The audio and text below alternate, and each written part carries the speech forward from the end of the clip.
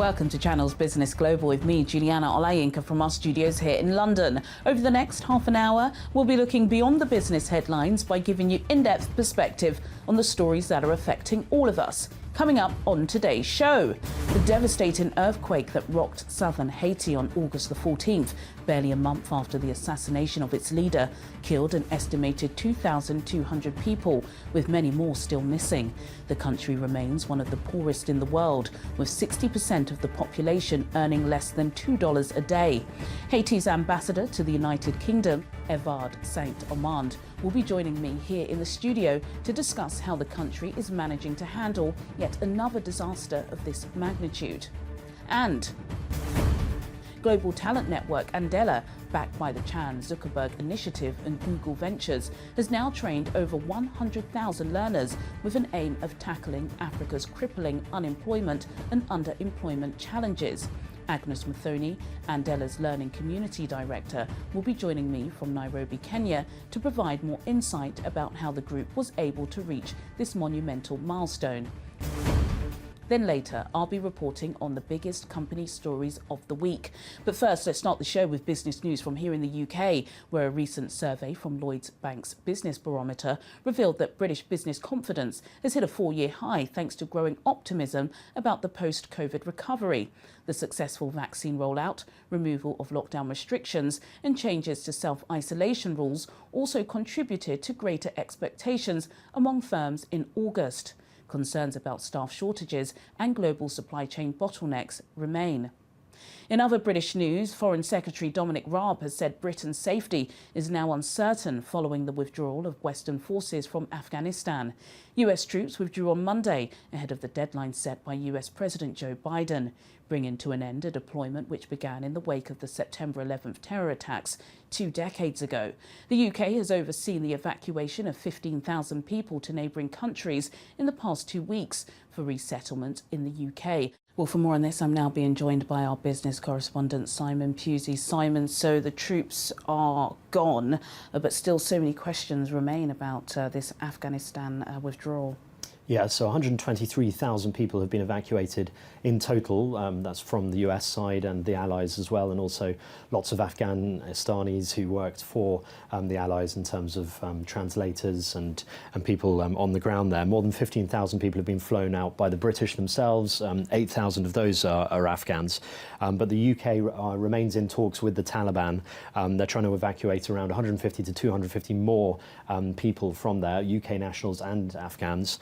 And their families, and that comes after a Taliban pledge that said they would allow further departures if they had the right paperwork.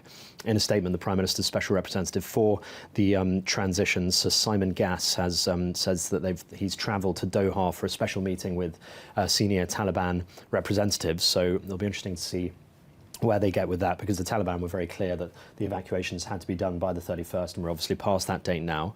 The Labour Party saying that this is a shambles, it should have been so much better prepared, that the Foreign Secretary had 18 months to prepare for this but was missing in action, and he will obviously say that, well, it took everyone by surprise how fast the Taliban managed to take the whole of the country. Joe Biden's also come out and defended the policy, given that the US evacuation is now over, although they do still have some people that they would like to get out. And he's rejected criticism, saying that after 2 decades of this conflict, it was time to end what he called this forever war. And he also blamed Donald Trump, which he has done in the past, saying that a deal that Donald Trump made with the Taliban sort of forced his hand in terms of how fast this evacuation had to take place. And he's emphasizing that the war was actually a success. He says that, Al-Qaeda was defeated and that was the reason they went in there in the first place. But obviously this is going to rumble on, and there's going to be a lot of questions for him to answer in the future. There will be obviously more attacks, unfortunately, in Afghanistan. I'm sure there'll be more kidnappings. There'll be, US personnel will go missing. And obviously he's got the question of how he's going to relocate so many Afghans in America itself, because they've said they're going to take in tens of thousands of Afghans, and how that's all going to work. I think he wants his memory after he's president. I think he wants to be remembered as the person who ended this war that was taking so many lives and costing so much money. But it's hard to see really how his critics, especially people on the Republican side, will ever see this as a success. And internationally, especially, 20 years, what has America and the Allies got from this? Well, you can point to the education of women and children for 20 years, and human rights went back to Afghanis in those years. And, you had sports teams playing, and you had music, and you had education, and people would say that's obviously a success. That's a generation of people who've grown up in schools. And so it's not all failure, but I think it's hard to see with a number of deaths. And now, the Taliban being completely reinstated across the country, how that's really been a success. But we'll obviously have to update you on these further evacuations, because these are continuing, and there are still hundreds of people out there who are desperate to get out. The worry is that they won't get out, and that the Taliban will stick to that deadline, and they won't allow these Afghans and these UK nationals, these American nationals that are still in the country to leave. Thank you, Simon. Thank you. Let's change gear now and focus our attention towards Haiti. The devastating 7.2 magnitude earthquake that rocked the nation in the middle of August killed an estimated 2,200 people, with around 12,000 injured and many more still missing. The region was still recovering from Hurricane Matthew, which destroyed thousands of homes in 2016, and the quake struck in the midst of immense political turmoil following the brutal assassination of President Jovenel Moise on July the 7th. A power vacuum, severe poverty and rampant gang violence have left the country ill-prepared to handle a disaster of this scale. To talk us through relief efforts, I'm now being joined by Haiti's ambassador to the United Kingdom, His Excellency Edouard Saint-Amand. Your Excellency, it is an absolute pleasure and an honour to have you here in the studio. Thank you so much for taking out the time to join me today. I think it's only right that we start with what's happening on the ground. Our viewers are used to me always comparing stories in the West. You never really know what's going on unless you talk to those who know better, and who knows more better than you. Can you tell us what exactly is happening? First of all, let me start by saying good day, Juliana, to you and to all the listeners and all the viewers, all the followers, and it's an honor to be with you. And the situation, as you know now, following the earthquake, the 7.2 magnitude of August 14, and also tropical storm 2 days later. So the situation is getting better, but people are still in needs of shelter, and needs of food, and needs of better light, better infrastructure. The history between aid agencies and Haiti is long and pretty toxic. I don't want to go into that now because we'll be here for a couple of days. But are there any concerns that some of the funds that are being raised could be mismanaged? And what are the government doing? What are you doing, being here in Britain, to mitigate against that? Yes, the government, after 2010 earthquake, we had bad experience with what the money that had been spent in the name of Haiti. Of course, we are grateful for the help of the United Nations, the OAS, the Red Cross, among others. But the government has always said it's always better that if you want to help, you help through the official channels who know what the needs are. Are you getting that help? We're getting help, but we still want, if the money is spent in the name of Haiti, we want it. It's better if it goes through the official channels. Absolutely, absolutely. Violence and gang warfare, a major cause for concern, no less than what we experienced with the brazen assassination of President Jovenel Moise. Can you talk us through that? It's very heartbreaking.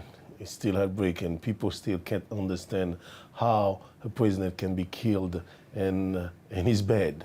And, you know, it's not only about Haiti.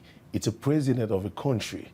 So it's about the world. It was a terrorist attack that happened in Haiti. So also, you know, that we heard that Colombians or other people from other countries were involved. So it was it's an international affair.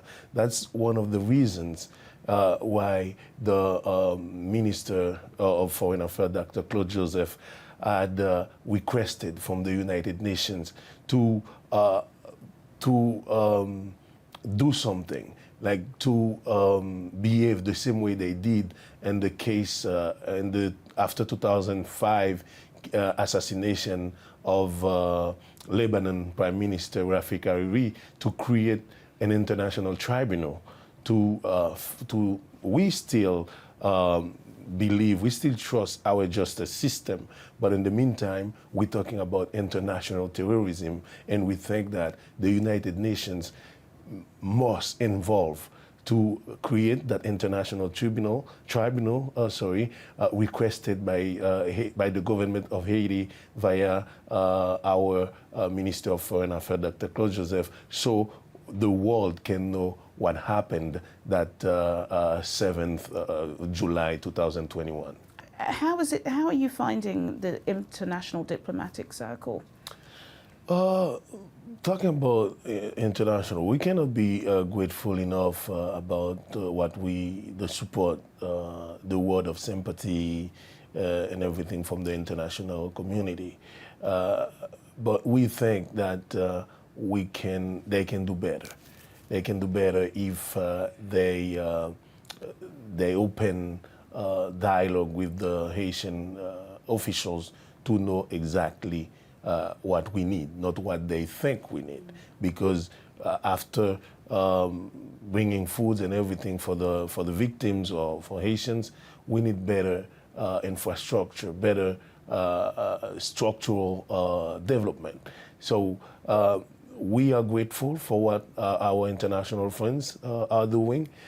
We are grateful for what the UK brought, like kits, shelter kits, food, and they're fueling the U.S. Marines helicopters to bring victims to Port-au-Prince to better hospital infrastructure, and we are grateful for that. But in the meantime, we still waiting for a better cooperation, bilateral cooperation, not using other channels, but to use the official channels, because they know, like I said before, what the community, what the Haitians, what the victims need. Absolutely. In my intro, I mentioned, rampant poverty, gang warfare, violence. I don't want to attribute, those terms with Haiti, especially in front of, Your Excellency and an ambassador. How do we start changing the tide? How can this narrative change and shift from, concurrent sadness and trauma? Yeah, we will change the narrative by changing the paradigm, changing how we manage politics. Because, with political turmoil that happen all the time in the country, that stop us from being developed. Development doesn't work with political turmoil. We need peace.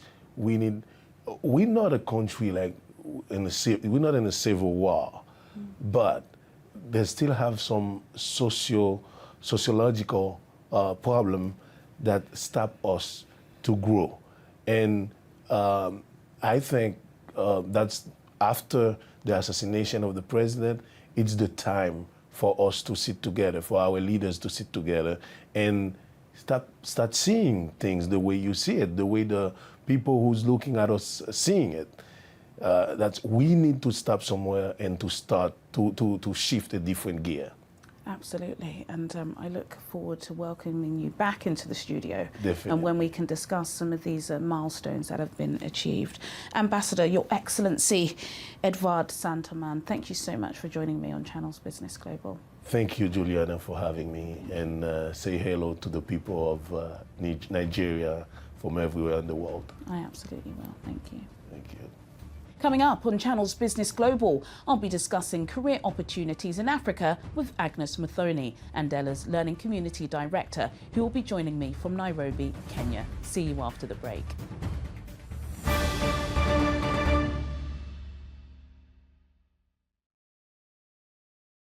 Welcome back to Channel's Business Global with me, Juliana Olayinka, from our studios here in London. In a few minutes, I'll be speaking with Agnes Muthoni. But before then, here's some company news for you. Inflation in the Eurozone has risen to its highest level in almost a decade, accelerating to 3% in August from 2.2% in July, far above expectations for 2.7% and moving well clear of the ECB's 2% target. The increase was fueled by energy costs, but food prices also surged, while there were unusually large increases in the prices of industrial goods too. This is according to Eurostat, the EU statistics agency. The ECB insists that a slew of one-off factors, including production bottlenecks related to the economy's reopening after the pandemic, account for the bulk of the inflation surge, and that price growth will quickly moderate early next year. Children in China will be limited to a maximum of 3 hours of online gaming a week after state media described online gaming addiction as spiritual opium. The move has crippled shares in Tencent and other major gaming companies in the region. The ban will be enforced by online gaming companies, which are now required to strictly enforce rules requiring users to register accounts with their real identities to play. Under 18s will be permitted to play between 8 p.m. and 9 p.m. on Friday, Saturday, Sunday and public holidays. Ryanair has announced it will operate 14 new routes from London airports this winter. The Dublin-based carrier announced it will launch flights from Stansted to destinations such as Helsinki in Finland, Stockholm in Sweden and Zagreb in Croatia. Among the locations which will be served from Luton are Gran Canaria, Naples in Italy and Grenoble in France. And a new link to Spain's Malaga will open at Gatwick. Ryanair said the announcement will create more than 500 new jobs for pilots, cabin crew and engineers at its London sites. To our next story now. Global talent network Andela, backed by the Chan Zuckerberg Initiative and Google Ventures, has now trained over 100,000 learners with an aim of tackling Africa's crippling unemployment and underemployment challenges. Available for engineers at all stages of their careers, the ALC offers access to in-demand technology courses from learning partners, as well as it connects engineers to employment opportunities through its Job Network initiative. Agnes Muthoni, Andela's Learning Community Director, joins me now from Nairobi, Kenya, to provide more insight on this story. Agnes Muthoni, thank you so much for joining me on Channel's Business Global. Now, we know just how much education plays such an important role in the lives of Africans, but tell me how the Andela learning experience differs from what you would traditionally expect in a college or a university on the continent. Thank you, Juliana. It's wonderful to connect with you here. First of all, let me start off by describing what Andela does. Andela is a global talent marketplace that helps companies build remote engineering teams faster. We connect companies like GitHub, companies like Viacom CBS with vetted remote engineers across different markets. This enables our clients to achieve or scale their engineering teams quickly and more cost effectively. Now, to be clear, in response to your question, Andela is not replacing formal education. What we are offering can be seen as a supplement, providing remote learning opportunities for engineers at all levels. So whether it's a novice who wants to build his or her skills from the ground up, or an engineer who is senior at her career who's looking to reskill. Our mission is to connect brilliance with opportunity. And our roots are grounded in this belief, as we have provided career opportunities for thousands of engineers in Africa and beyond. And in delivering on this mission, we have made learning more accessible to the global developer community and across Africa. having reached this key milestone of 100,000 learners. Thank you, Agnes, for that background. I suppose you've answered my next question, but I do want to ask how you ensure that your content remains, current. Here in the UK, I'm sure it's travelled across to Africa. One word that's become key is viable positions. So many jobs have been lost during the pandemic. We know that there are millions upon millions of unemployed, underemployed youths and older adults on the continent. So how do you ensure that it is tailored, that you are making sure that these skills are matching what the workplace needs? That's a great question, Juliana. What we've done is we partnered with technology companies like Google, Facebook, Microsoft, and most recently Salesforce, to deliver programs and education that teach skills that are high in demand. These credentials and certifications validate the candidate's knowledge and give them the competitive edge that they need to be able to pitch their profile for career opportunities. Just to share an example, we had a university graduate from South Africa. She had very little practical experience in coding, and she went ahead and joined our learning community and signed up to one of our skills development programs. And through this learning, she was able to get the clarity, the confidence, and the hands-on experience she needed to jumpstart her career as a front-end developer. Goodness me. Yes, good luck to her. Perhaps we'll be interviewing her on the show sometime next week. Perhaps, Agnes, yeah. 100,000 learners, that is a major milestone, especially because Andela's only been going since 2017. And some of the names that you've been working with, like Mark Zuckerberg, Google Ventures, is huge. So well done to you and the team. What are the plans over the next 12 months or so?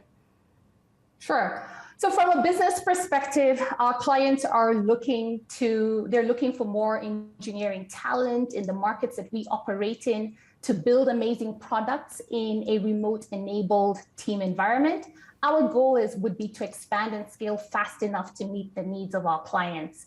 And then from a learning community front, as technology continues to evolve and change, our ability to learn and hone new skills is what will make us stand out. So from my point of view, my hope is that we double and scale our impact across the globe.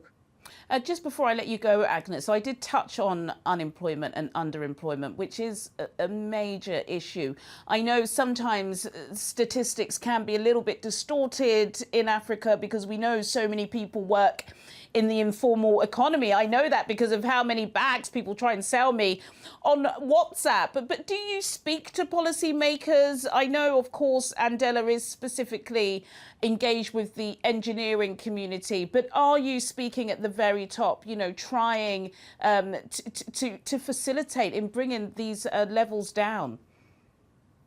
Yes, we have engaged with different policymakers just to see what can we, first of all, do to be able to make, some of these opportunities, learning opportunities, more accessible to different individuals across different locations and regions. One of the things that's really important to us is diversity, and also ensuring that we have more gender diversity in the markets that we operate in. And so those are important to us. In markets like Rwanda, we're working closely with the government to ensure that we're able to deliver educational programs to individuals who are interested in building a career in software engineering. Absolutely. We talk a lot in this country about race equality, but gender equality is also a fundamental, I must say. Agnes Mathoni, Director of the Andela Learning Community. Thank you so much for joining me on Channels Business Global. Thank you, Agnes. Thank you. Well, sadly, that's all we have time for today, but do get in touch with your comments and suggestions. I'll see you at the same time next week for more in-depth business analysis on Channels Business Global. Goodbye.